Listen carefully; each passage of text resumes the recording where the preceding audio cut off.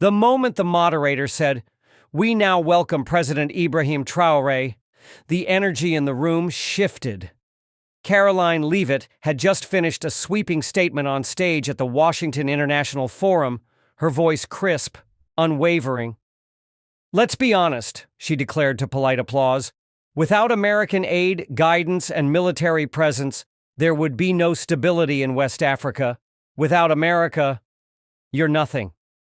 A pause. Cameras zoomed in, eyebrows lifted. It was the kind of line designed to shake, to draw gasps, or standing ovations. Leavitt stood there, satisfied, her arms folded, waiting for a reaction. But she didn't expect what came next. From the side of the stage, Traoré walked in. No teleprompter, no notes. Just that military calmness and eyes like steel. He walked slowly, deliberately. The applause was hesitant, confused. American officials weren't sure whether to clap or remain silent. Leavitt didn't move, but her smirk faded just slightly. Then Traoré took the mic. His voice wasn't loud, but it didn't need to be. "You said, without America, we're nothing," he repeated slowly, as if weighing the words. "You said it like it was fact, as if history itself were born in Washington and truth only speaks English." The auditorium went quiet. "I do not speak today with hatred," he continued.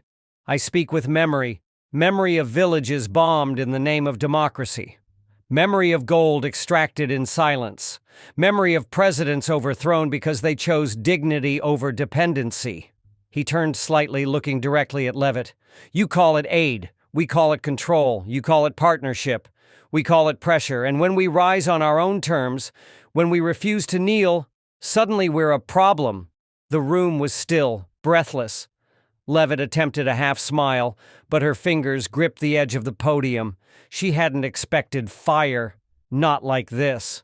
"Let me be clear," Traoré said, louder now, the accent thicker, the tone sharper. "We are not nothing. We are what made you interested. You need our minerals, our lands, our silence." Then he leaned forward. "Without Africa, your system would collapse. Without our suffering, your success wouldn't exist. And now, we're done suffering quietly." Gasps, whispers. The American delegation exchanged glances. It was no longer just a debate. It was a confrontation neither side expected would go this far. And it had just begun. Karoline Leavitt didn't back down easily. She had faced hostile crowds, tense committee hearings, and countless media traps. But Traoré's words, measured yet fierce, had rattled her, and the room knew it. Still gripping the podium, she shot back. "Let's not pretend this is about oppression," she said. "It's about leadership, American leadership. We don't take, we invest. We don't control, we protect. If the U.S. had turned its back on Africa decades ago, there would be no Burkina Faso to stand on that stage today." A low murmur ran through the crowd. Some clapped, others folded their arms. Traoré smiled, but it wasn't friendly. "You protect what benefits you," he said calmly. "You invest where you extract the most. And your memory, Ms. Leavitt, is very selective." He stepped forward. "Let's talk about your investments. The U.S. military bases scattered across African soil, not invited, stationed. The development loans that tie our economies to your institutions. The conditions hidden in your aid packages. That's not partnership. That's a leash." Karoline's jaw tightened. Her advisors, seated in the front row, exchanged concerned whispers. This wasn't the direction they wanted.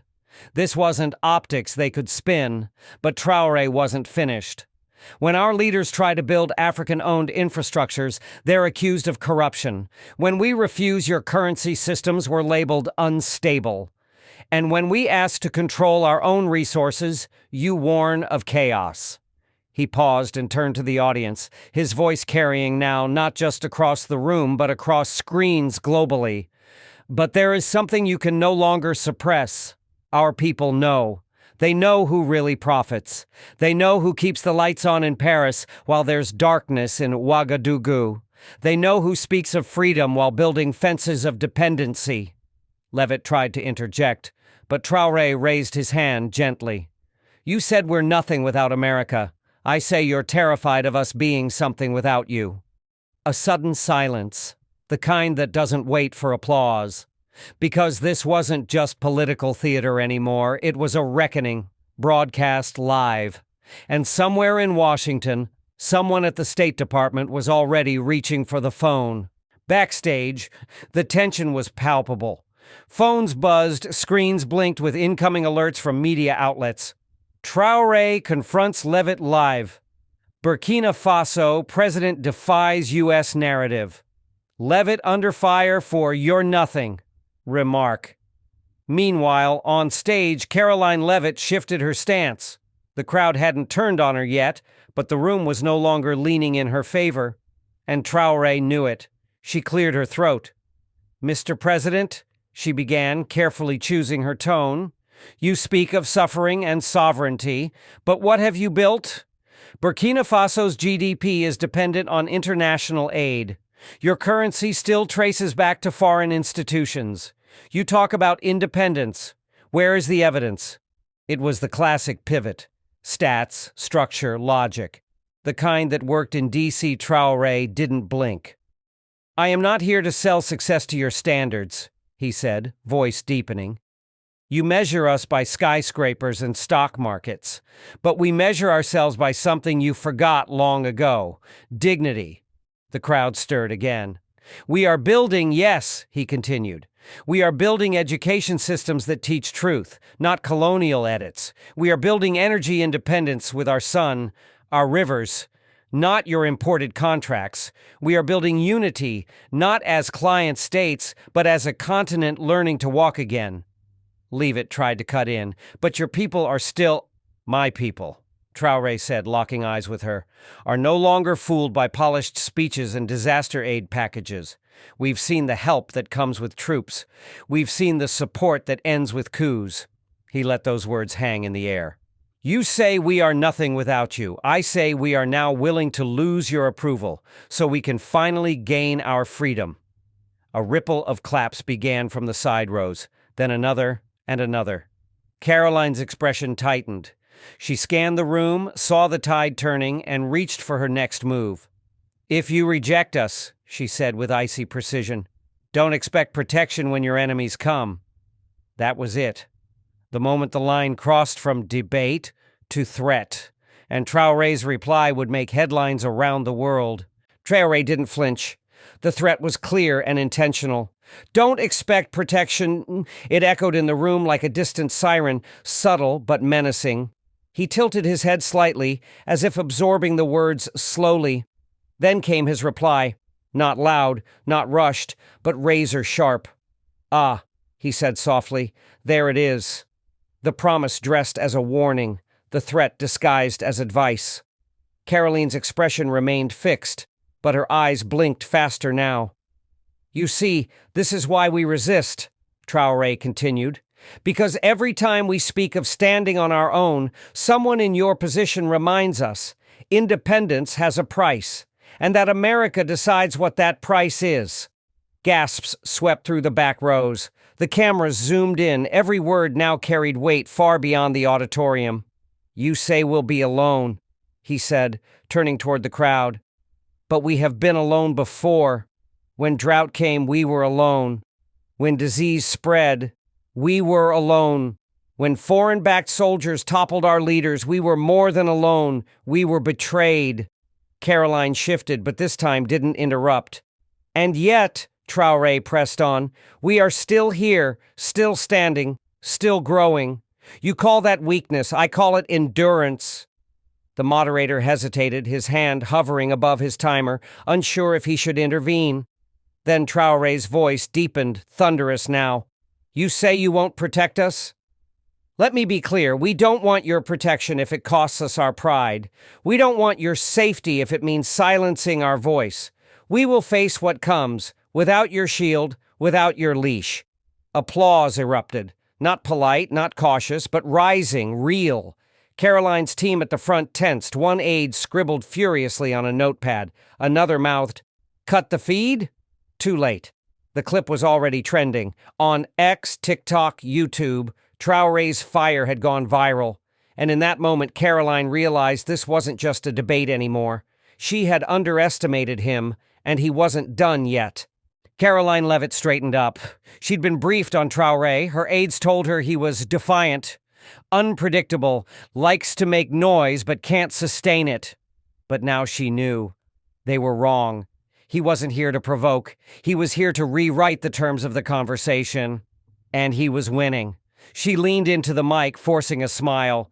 "President Traore," she said, "you speak passionately. But passion isn't policy. Emotion doesn't fund roads. Rhetoric doesn't stop terrorism. You claim to reject American protection, but your security still depends on American satellites, American drones, American intel." She let that hang in the air, hoping to reclaim control. Traore didn't look at her. He looked at the audience. "My security depends on what I choose to build," he said, "not what you choose to rent to me." A murmur of approval. Leavitt blinked.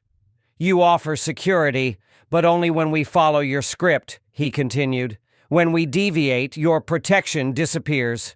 Your drones stop flying, your allies start plotting, and your media begins spinning stories of instability." The moderator interrupted cautiously. "President Traore, do you suggest that the U.S. intentionally withholds support to pressure African nations politically?" Traore didn't even hesitate. "I don't suggest it," he replied. "I live it." A pause. A silence thicker than before. "After we expelled foreign troops," he added, "we were told we'd be isolated. Instead, we found strength we didn't know we had. Young engineers, local intelligence networks, neighbors who offered help without strings. We began to own our struggle." He looked straight at Leavitt again. "Do you know what a nation becomes when it learns to fight without expecting rescue? It becomes dangerous, not to its people, but to those who profited from its dependence." A few audience members rose to their feet, clapping slowly. Karoline clenched her jaw. She could feel the cameras capturing every angle, every blink. She needed to pivot, fast. So she did what politicians do when the ground beneath them shifts. She smiled again, too wide, too forced, and said the one thing Traore couldn't possibly ignore. "You speak of history, but it was America that saved Africa from itself." She had no idea what was about to hit her. The words echoed like a slap across the face of an entire continent. It was America that saved Africa from itself. Even the moderator looked stunned. No one moved. No one clapped. It was the kind of line that didn't land. It detonated. And Traore froze. Not out of hesitation, out of calculation. You could see it in his face. He had just been handed the moment he was waiting for. He stepped away from the podium and walked center stage, slowly, silently, like a man about to deliver a verdict. "Saved?" he said, voice cold now. "You say you saved us?" Karoline remained still. Her smile had vanished. "You dropped bombs on Libya, turning one of Africa's richest nations into a playground for warlords. You trained militias in the Sahel that later burned our villages. You armed regimes that buried dissenters in mass graves. And now, you say you saved us." He took a breath, not to calm himself, but to give the silence time to burn. "You saved us from what, Ms. Leavitt?" he asked. "From sovereignty? From unity? From choosing leaders who didn't bow to Washington?" The crowd was shifting now, emotionally and physically. Some gasped, some nodded, but no one remained unaffected. Traore walked closer to her podium, slowly, without a hint of aggression, only purpose. "Let me tell you what Africa needed saving from," he continued. "We needed saving from debt traps masked as development, from trade deals written in D.C. and signed in silence, from puppet governments trained not to serve their people, but to serve yours." He turned to the audience again. "And we needed saving from the belief that we couldn't save ourselves." Applause, real this time, loud, sustained. Karoline's jaw tightened. Her team whispered frantically in the front row. They were losing grip, and they knew it. But Traore wasn't done. You say America saved Africa, I say America stalled it. Then he turned back to her one last time. And now we're done being patient. The moderator had to step in. We're going to pause for a quick intermission before continuing this discussion. But no one moved. No one blinked. Because the battle was no longer just between two leaders, it was between two worldviews. The intermission was supposed to diffuse the tension. It didn't. Instead, it gave the world 15 minutes to light it on fire. Clips from the debate exploded across social media. Traoré's voice, "We don't want your protection if it costs us our pride," was already remixed over trap beats in Nairobi, quoted on protest signs in Accra, and trending in Paris under the hashtag #JuckAfricaAnswered. Meanwhile, Karoline Leavitt sat in a private room backstage, surrounded by advisors. One suggested softening her tone, another recommended pivoting to economic stats. A third, younger aide, whispered, "This might be out of our hands now." She brushed them off. She had no intention of retreating. Back on stage, when the lights returned, the energy had changed. The audience wasn't just watching, they were choosing sides. Karoline stepped up first. "Let me be very clear," she said, with controlled composure. "This is not an attack on Africa. It's a reminder that America has always extended its hand. In support, in sacrifice, in solidarity." Traoré didn't interrupt. He just listened, arms crossed. Karoline continued, "We've lost lives defending freedom. We've spent billions supporting democratic transitions. When Ebola hit, it was American doctors who flew in. When famine struck, it was American ships that delivered grain. It was a strong recovery, firm, patriotic, fact-heavy. But Traoré let it all sit for a moment before responding, and then he walked slowly back to the mic. "You flew in doctors," he said, "and we thank them. Truly, you delivered grain, and we fed our people with it.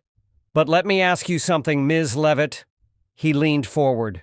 "When will you stop reminding us of your charity and start questioning why we needed it in the first place?"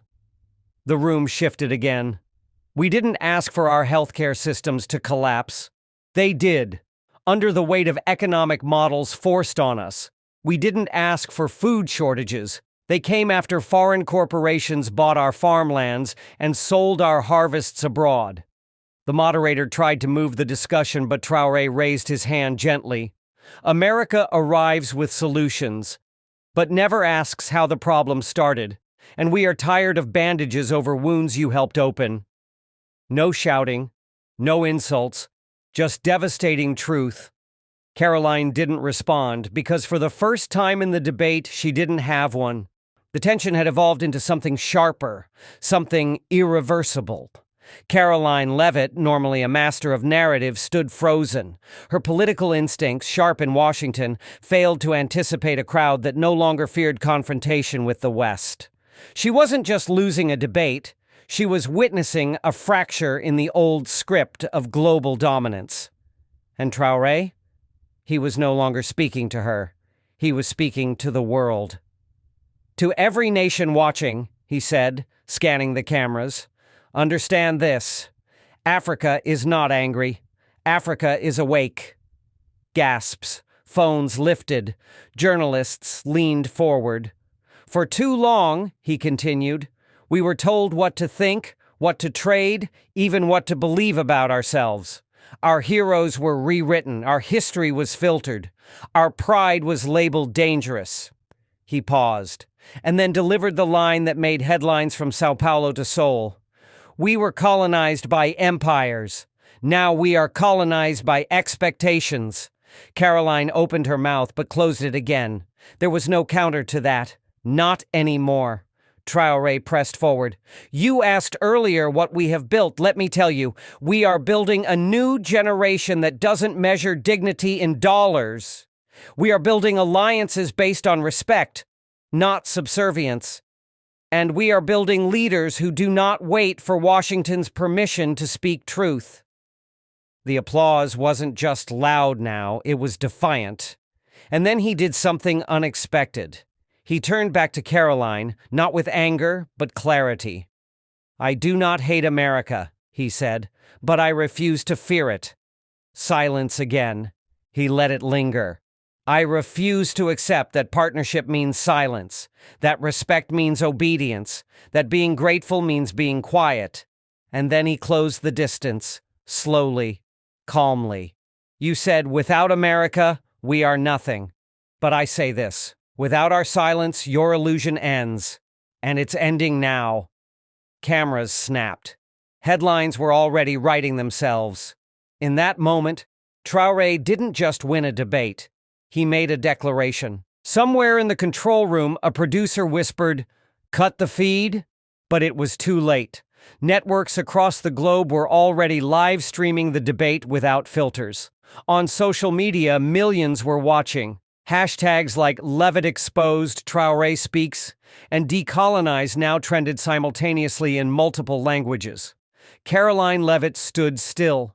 She had underestimated not just Traoré, but the hunger in the world for someone like him to say what many had only dared to whisper. Still, she wasn't ready to fold. Not yet.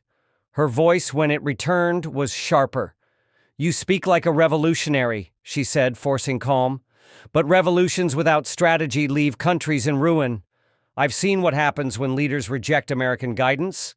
They invite chaos, extremism, and economic collapse." She looked to the audience, hoping to bring them back to her side. "Africa needs vision, yes, but it also needs stability. And we've provided that." Traoré listened, then with precision unraveled her defense. "Your definition of stability," he said, "means compliance.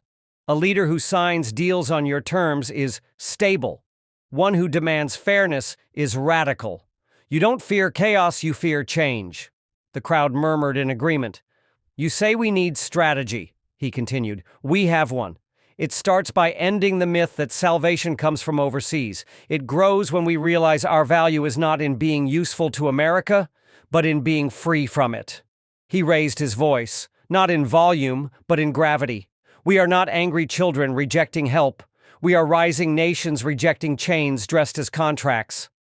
At that, the audience stood, not all of them, but enough to make the shift undeniable. Karoline's smile returned, but this time it was hollow. She looked to the moderator, to the clock, to her aides. There was no more room to spin. The room had turned, and Traoré? He looked almost calm, almost still, but behind his eyes was the fire of someone who knew he had just broken something sacred in that room, something unspoken but long enforced. Respect wasn't being demanded. It was being taken back. The moderator, visibly shaken, tried to steer the conversation back to diplomacy. "Perhaps," he offered, "we can end on a note of mutual respect, some shared vision for cooperation." But the debate had moved beyond polite conclusions. It was no longer a stage, it was a mirror. Traoré stepped forward one last time. "I do not seek enemies," he said, "but I also do not seek approval." His eyes met Karoline's, not with resentment, but finality. "America believes it must lead the world. That belief is not the problem. The problem is, when you believe leadership gives you the right to define who matters and who doesn't." He turned to the audience. "For decades, the world accepted a lie, that power equals virtue, that military bases equal peace, that debt equals development, but we are writing a new chapter." A long pause, then the words that would define the entire night. "We are no longer asking to be respected. We are building a world where your respect is no longer a requirement." Karoline didn't respond because there was nothing left to say. Her team moved first, rising in silence, signaling her exit. The crowd didn't boo, but they didn't cheer her either. It was a quiet indictment. Not just of her, but of the idea she came to defend. Meanwhile, Traoré remained. Reporters surged forward, microphones stretched toward him, young African students clapped with tears in their eyes. Ambassadors who once looked down at him now stood up as he passed. It was not just a debate he had won. It was an entire dynamic he had shattered. Across news channels that night, the narrative shifted from Leavitt confronts African populace to Africa speaks back. Traore redefines the global conversation. Without silence, they're nothing. And in capitals around the world, Washington, London, Paris, strategists met late into the night, not to discuss damage control, but to ask the question they had feared for years: what happens when the world no longer needs America's permission to rise? Kapanış konuşması, video sonu için. She came to remind him who held the power. He left reminding the world who never needed it. In a world built on silence, one voice changed everything. Hazırsan kapak fotoğraf yazısı, açıklama ve etiketlerle devam edebiliriz. Karoline Leavitt thought she was delivering a message, but instead she received one. In a room designed for control, Traore didn't just speak, he broke the silence. She said, "Without America, you're nothing." And he proved, without silence, they're no longer untouchable. This wasn't just a debate, it was the end of one world order and the beginning of another.